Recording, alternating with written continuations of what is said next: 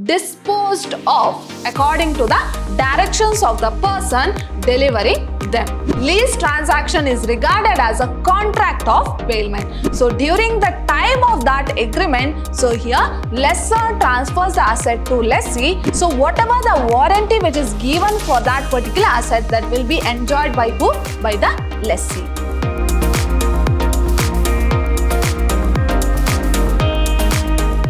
Hello everyone, I am Arshita, lecturer, Department of Commerce, Vidyashram First Grade College, the Temple of Excellence, Mysore.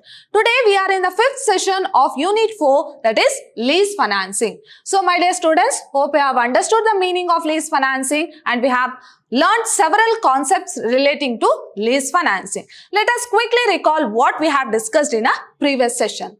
So in a previous session, we have covered this topic, that is to buy or lease, a crucial decision.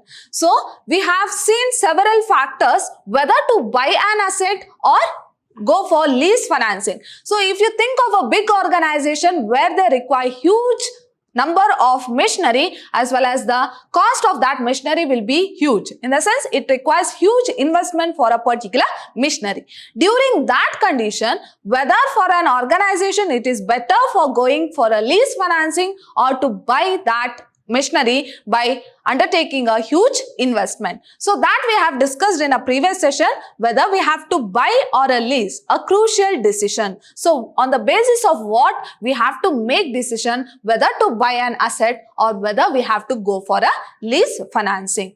In today's session, we shall continue with new topic, that is regulatory framework of leasing in India. So what are the regulations that are made in India for lease financing?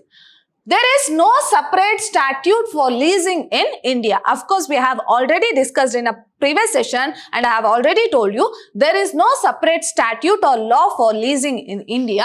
The provisions relating to bailment. Now, what do you mean by bailment? So, bailment is an act where the ownership of an asset is not completely transferred to the other party. So, here also in case of leasing, there are two parties, lessor as well as a lessee, where lessor transfers the asset to lessee on the condition that lessee will use that asset for a particular period of time for which he has to make some payment, which is called as lease rent.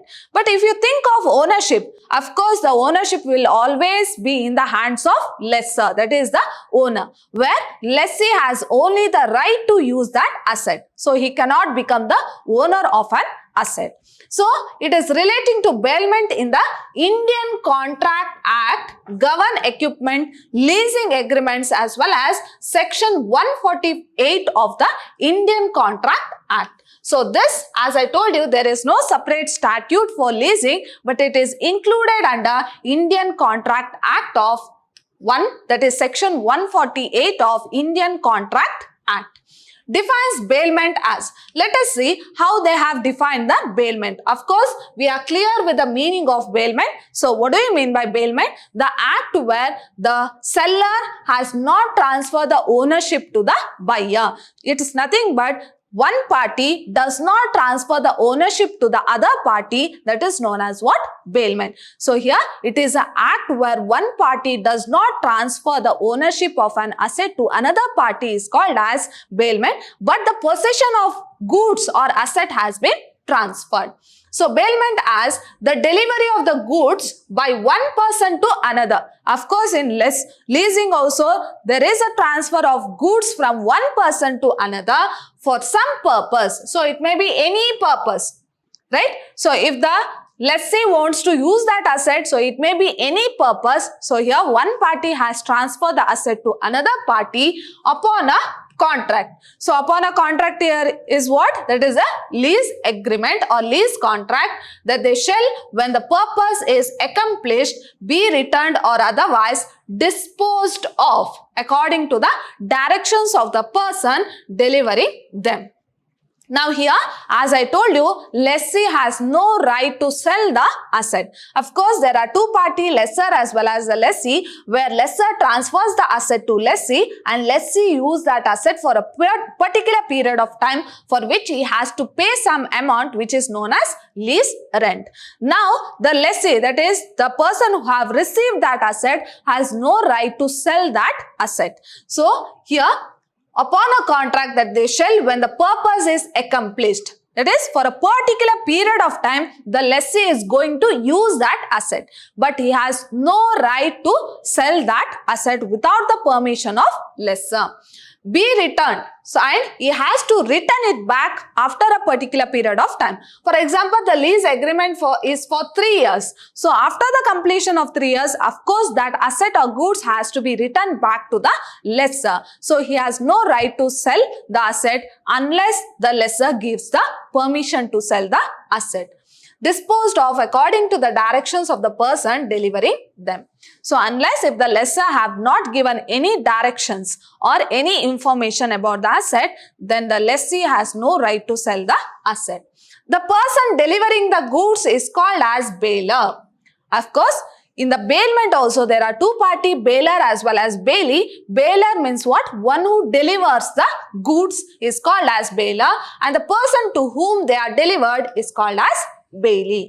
Now, the lessee is called as bailee, whereas lessor is called as bailer. Now, lessor act as a bailer and lessee act as a bailee. So, this is about regulatory framework of leasing in India. We shall see further. Since an equipment lease transaction is regarded as a contract of bailment. So, this contract is called as what? Contract of bailment. Since there is no statutory a law for a particular lease financing, so it is included under lease contract or it is included under bailment. So, it is called as what? Contract of bailment. The obligations of the lessor and the lessee are similar to those of bailer and bailee. So, here the relationship of the lessor as well as lessee is similar to that of bailer as well as the bailee, other than those expressly specified in the lease contract. So, of course, I have discussed in a previous session, there are various types of lease. Whereas in financial lease, at the end of the asset, at the end of the life of the asset or at the end of the contract, lease contract, so here the lessor transfer the ownership to the lessee. So, unless it is mentioned in the lease contract, so here they always act as a bailer as well as bailee, where the ownership does not transfer. As defined by the provisions of section 150 and 168 of Indian Contract Act. Since there is no separate statute for lease contract, so it is included under Indian Contract Act. Essentially, these provisions have the following implication for the lessor and lessee. Let us see what are the provisions which are included under Indian Contract Act regarding this lease financing. So here, the first one is the lessor has a duty to deliver the asset to the lessee to legally authorize the lessee to use that asset. Of course, the main intention of transferring the asset from lessor to lessee is to what? To use the asset and to leave the asset in a peaceful possession of the lessee during the currency of the agreement. So, during the time of that agreement, so here lessor transfers the asset to lessee not as a ownership but only to use that asset.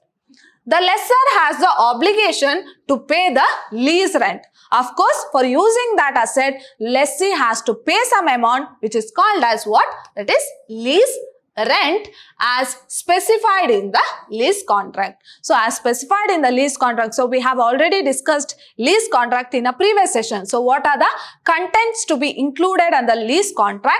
So, here also there will be a clause in the lease contract where they have to clearly mention about the lease rent. So, the lessor has an obligation to pay the lease rent. Of course, for using that asset, he has to pay some amount which is known as lease rent as specified in the lease agreement to protect the lessor's title to take reasonable care of the asset and return the leased asset on the expiry of the lease period. Of course, he has a right only to use that asset for a particular period of time which is known as what? Lease period. So let us see what are the contents that has to be included in the lease agreement. So the lease agreement specifies the legal rights and obligation of the lessor and the lessee. Of course, it is a legal obligation of the lessor and lessee. It typically contains a term relating to the following. Let us see what are the contents that has to be included in the lease agreement. So the first one is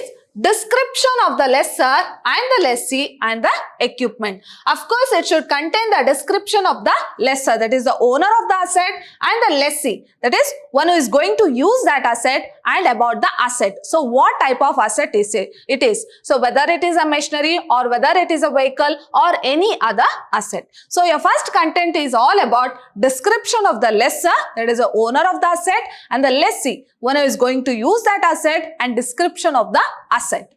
Next is amount, time and place of lease rental payment. So of course, for using that asset, lessee has to make some payment. So what is the amount to be paid, and what is the time, and what is the or where the place he has to make the payment. Next is time and place of equipment delivery. Of course, there is a delivery of asset from the lessor to lessee. So what is the time and place of equipment delivery? Equipment delivery is nothing but the asset delivery. Next is lessee's responsibility for taking delivery and possession of the leased equipment. Now here the lessee, once the lessor is going to deliver the goods, it is a responsibility of the lessee to take that delivery of the goods and possession. So here there is a transfer of goods from lessor to lessee, that is possession of the leased equipment. And the next one is lessee is responsible for maintenance, repairs, registration, etc. and the lessor right in case of default by the lessee. Now, so as I told you, there are various types of lease, whereas in normal type of lease, that is in a common type of lease, what happens? So all the expenses will be borne by the lessor itself, that is the owner of the asset. So here lessee's responsibility for maintenance of repairs maintenance, or sometime lessee will take the responsibility. So in the lease agreement, so they have to clearly mention whether these expenses have to be met by the lessor or it has to be borne by the lessee. So certain times, so these expenses will be met by the lessee. For example, in case of financial lease, where ultimately the lessee is going to become the owner of the asset, so he will incur all the expenses like maintenance expenses or any other expenses of the asset. Whereas compared to other types of lease, for example, operational lease or any other types of lease, so here the expenses will be maintained by whom? By the lessor, that is owner of the asset. Lessee's right to enjoy the benefit of the warranties provided by the equipment manufacturer or supplier. So whatever the warranty which is given for that particular asset, that will be enjoyed by who? By the lessee. And the next one is insurance to be taken by the lessee on behalf of the lessor. Of course, we have discussed in a previous session. So here the insurance has to be taken in the name or joint name of lessor as well as lessee, but all the responsibility will be in the hands of lessee. So here the premium has to be paid by whom? By the lessee itself. Next, variation in lease rental if there is any change in the certain external factors like bank interest rates or depreciation rates and physical incentives. So there are number of risks which is involved in lease financing also. So if there is any fluctuation in such kind of external factors which are not avoidable in nature, in such cases there may be a chances of variation in lease rent. So here the lease rent cannot be fixed. So if it is fixed, so if any changes in the external factors which are not avoidable in nature, in such cases lease rental may fluctuate. So that have to be recorded in the lease agreement. Next, option of lease renewal. Of course, I have told you, so if lessee have used an asset for 3 years and again he want to use that particular or the same asset for further years, then for extra 2 years he wants to use, then in such cases, so they can renew the agreement. So here option of lease renewal for the lessee, that is, so they can or they are having a chances of lease renewal. Next is return of equipment on the expiry of lease period. So they have to return it back. right? So how they are going to return, how the lessee is going to return the asset to the lessor. And the next one is arbitration procedure in the event of dispute. So if there is any dispute between the lessor as well as the lessee, so what are the measures they have to be taken? So that also has to be mentioned in the lease agreement. Now let us see what are the problems which are faced in relation to leasing in India. So leasing has a great potential in India. Of course, lease financing or leasing plays a very important role in the financial market. So as I told you, there are a number of financial organizations which are providing financial services. Among them, this lease financing is also one of the important financial service. However, leasing in India faces several handicaps which may bar its growth in future. Of course, these problems, so let us see, they are telling that there are a number of problems which are faced in India, that is in regard to lease financing. Let us see what are those problems. So the following are some of the problems. So the first one is unhealthy competition. So let us see why leasing is treated as an unhealthy competition. So there are oversupply of lessor in India. So this unhealthy competition is because of what? There are more number of lessors in India who are providing their asset on lease financing. So the number of lessor is increasing in India. So there is oversupply. In the sense, there is more number of lessors in India who are providing asset to the organization.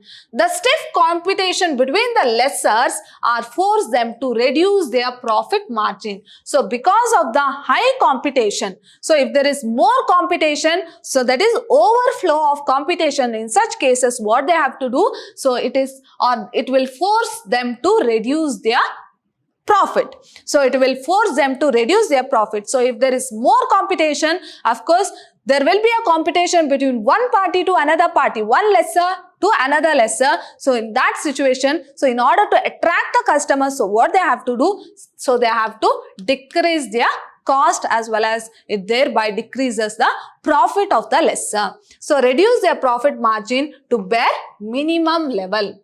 Moreover, subsidiaries of banks and financial institutions have competitive edge. Now, the main competitors for lease financing is financial institution as well as subsidiaries of banks over private sector lessor due to their cheap source of finance. So, by providing cheap source of finance, so these lessors are facing problem because the demand for lessors are decreasing, but there is oversupply of lessors, but the demand for lessors are decreasing due to these financial institutions as well as subsidiaries of banks because they are providing finance at a cheaper rate.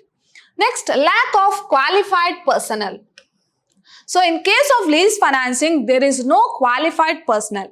So I have told you in a previous session itself, so here the quality of service depends upon the quality of information what is providing to the customers. But in case of this lease financing, this qualified personnel are very less. So lease requires qualified as well as experienced personnel at the helm of its affairs. So of course, it's not only relating to lease financing, any of the financial service. So it requires qualified as well as experienced personnel. In India, leasing is of recent one and hence it is difficult to get a right man to deal with lease business. So we are not getting a right man to deal with the lease financing. That is lack of qualified personnel. Next, tax consideration. Of course, it is one of the benefit for the lease financing because they will get the tax consideration. Now, why it is a problem for a lease financing? So, in reality, the lessee's tax shelter is lessor's burden. Of course, in one hand, it reduces the lessee's tax, but on other hand, it is a burden for the lessor. The lease becomes economically viable if lessor's effective tax rate is low. So if lessor's tax is low, of course it is benefit for the lessor. Moreover, tax like sales tax, wealth tax, additional tax, surcharge, etc. add to the cost of leasing. It makes leasing relatively more expensive. So of course I have told you, it is a tax consideration for the lessee. So it is a benefit for the lessee, but it is a burden for the lessor where he has to incur all the taxes which thereby increases the cost of leasing. And the next one is Stamp duty. So states treats the leasing transaction as a sale for the purpose of making them eligible to sales tax. So this stamp duty, or here this leasing is treated or it comes under sales tax. On the contrary, for the stamp duty, the transaction is treated as pure lease transaction. So on one hand, so when you are levying tax, so it is treated as a sales, but on the other hand, while levying the stamp duty, it is treated as a lease transaction. So on both the respects, so it is a problem for lease financing. On one hand, it is treated as a sale when they are going to incur the tax, and on the other hand, so it is treated as what? It is treated as a lease financing to levy the stamp duty. Accordingly, heavy stamp duty imposed on lease document. Of course, because of this. So if they are treated as a lease transaction, then heavy stamp duty is imposed on this asset. Next, delayed payment and bad debts. So the problem of, so there may be a chances of delayed payment by the lessee. So the problem of delayed payment of rent and bad debts add to the cost of lease. So along with the cost of lease financing, so if the lessee have not paid the amount, that is the lease rent, and it becomes what? It becomes a bad debt. That is, delay in the rent is also a drawback for lease financing. At the same time, if the lessee has not paid the amount at all, so it is what? It is a bad debt. So it is also one of the problem for lease financing. So this problem would disturb prospects of lease business. So of course, this type of delay in payment of lease rental, of course, always the lessor expects the lessee to pay the amount on that particular date.